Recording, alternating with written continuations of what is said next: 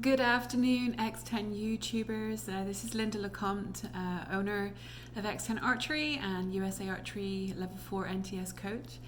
And we're in some difficult times right now, aren't we? So we are looking at bringing some of our information online, doing things that we've talked about doing before with a YouTube channel and having like virtual sessions and things that we can share without you actually having to come to the range. So what I'm going to talk about today is enhancing performance with imagery.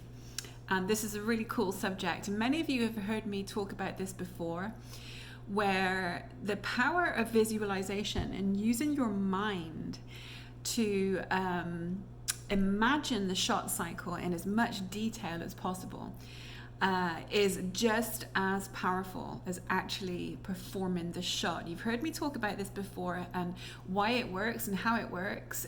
When you're doing something repetitively, you are creating muscle memory, but what you're actually doing is laying down myelin. It's a substance in your neural networks, myelin. It's a fascinating subject.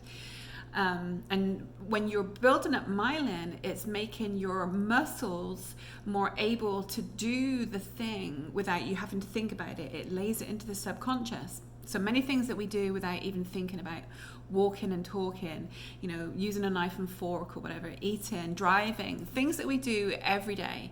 And we've done it so often, it becomes second nature to us. We don't have to think about it. The same thing applies with archery. So doing the physical thing is the same, or doing the thinking about doing the physical thing is as powerful as actually doing the physical thing.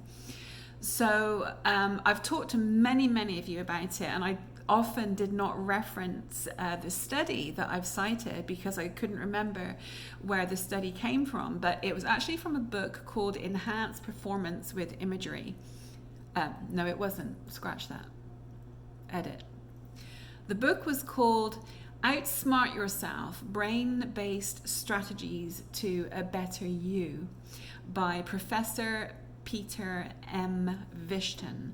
And I will include a link in the description to this video when I upload it. And so, by the way, I'm at home because we are in a stay-at-home shelter-in-place order from Harris County. So I've got a couple of screens going here, so you'll see me kind of looking back and forth as I'm reading stuff. I'm not used to doing this whole YouTube thing, so you'll have to bear with me as I kind of refine the process and figure how this is going to work. So I'm going to talk to you about this imagery. The base theory is imagining an action is almost as effective as actually performing the action. That's called imprinting, okay? And the applications for this can be used not just for archery or any athlete doing any sport that takes repetitive motion, but athletes, musicians, public speakers, actors. There's many applications for this. And in strength building, and I'll get to that shortly, the application for strength building gives you the ability to maintain and improve strength while incapacitated. Oh my goodness. So that means that people who are not able to shoot their bow, temporarily in a wheelchair, in a cast, they've got an injury, you can still think about the thing that you need to do to build strength and get that muscle memory for the actual action that it is that you're working on. So the science behind it, imagery seems to increase the strength of the signals sent to the muscles. After imagery practice, when you make an actual movement, your motor cortex will become more active than it otherwise would be. A greater number of action potentials are conveyed to the muscles, causing a greater number of muscle fibers to respond when your brain calls on them to do so. Let me repeat that. A greater number of action potentials are conveyed to the muscles when you're thinking about it, causing a greater number of muscle fibers to respond when your brain calls on them to do so. The result is that more force is generated by the muscles. So here's an experiment. This is so cool. It just 3 groups were used: a physical group, a control group, and a mental training group. Some of you have heard me talk about this before. The physical group and mental training group were shown how to use a machine in a gym to do hip flexor exercises. The requirement was to do 4 sets of 8 reps, 5 days a week for 2 weeks. The physical group actually did the thing. The mental group just thought about the thing. And then the control group did nothing, obviously. So the experiment results after 2 weeks, 5 days a week training, 4 sets of 8 reps, one group actually doing it, one group thinking about it, and one group that didn't do anything. The results were, the control group, obviously there was no change. The physical training group had a 36-pound increase in their ability to do the hip flexor strength exercises. The mental training group, the group that just thought about it, had a 32-pound increase in their ability. Isn't that amazing?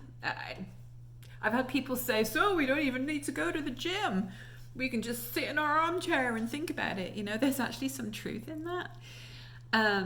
But in order to be able to do it effectively, you have to know how to do it properly. Just like the people who were doing the visualization of the exercises were taken to the gym, shown exactly how to do it in minute detail, so that when you're thinking about it, you're able to visualize it in minute detail. So in archery, that means stepping up to the line, whether it's indoors or outdoors. Pick your poison. Are you indoors or outdoors? If you're outdoors, imagine the wind and the ambiance and the sounds and the birds and the quiet, whatever.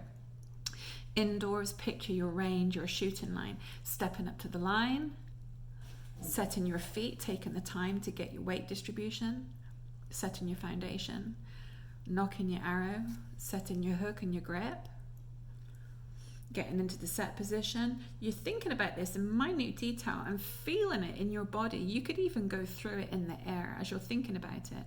Okay, setting up, draw, anchor, transfer, aim, release, follow through, everything, but do it in real time. So if you've been working with any of us coaches at the range, you'd have heard us talk about cadence, and that means having your shot work at a certain rhythm and it be the same every time. So when you're thinking about it, think about it in real time, the real cadence, the real timing of your actual shot. And then when you execute the shot in your head, imagine that arrow flying through the air and hitting the X.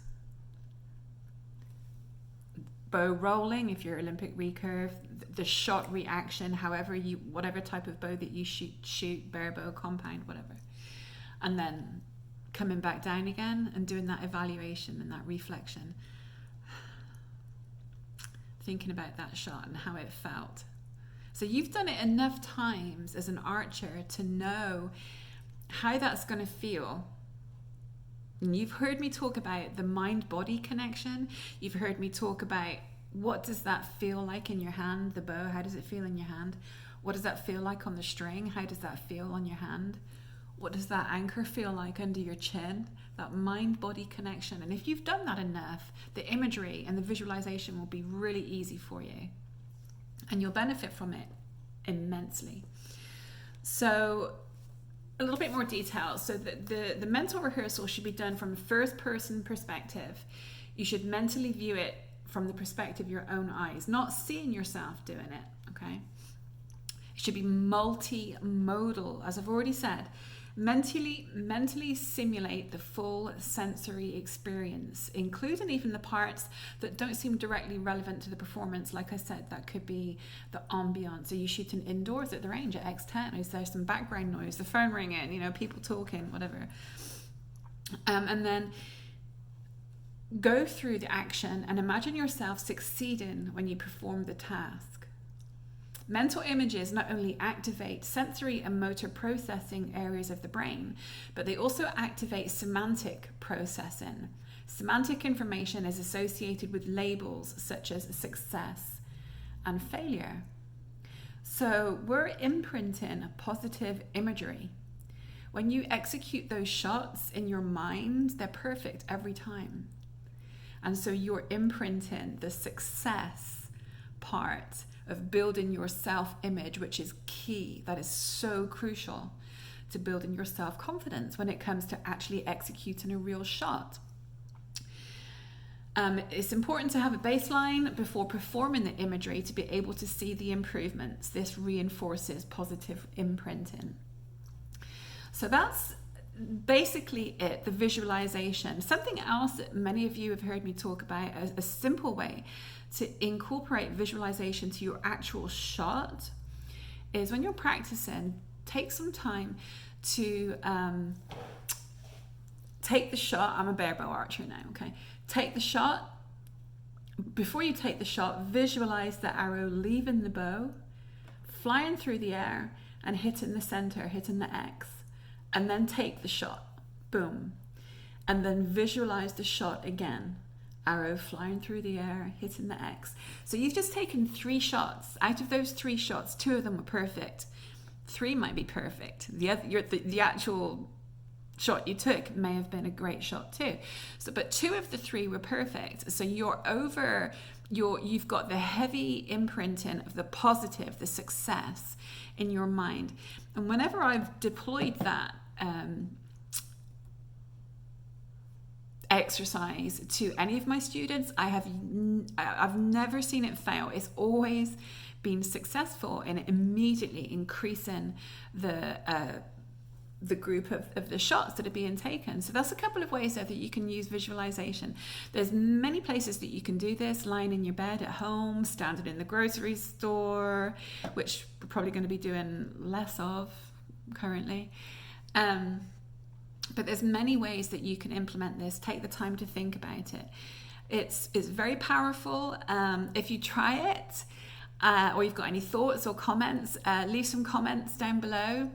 I'd love to hear your feedback on this, whether it's worked for you, if it didn't work for you, if you've got any ideas or other things that you've done of a similar nature that have worked for you. Let's hear about it. We'd be very interested to share that with everybody else. Well, I hope this has been useful. We will do some more videos on things that you can be doing at home during this COVID-19 crisis. So on behalf of everybody at X10, from myself, be safe, be well, and we'll talk to you all soon. Take care. Bye-bye.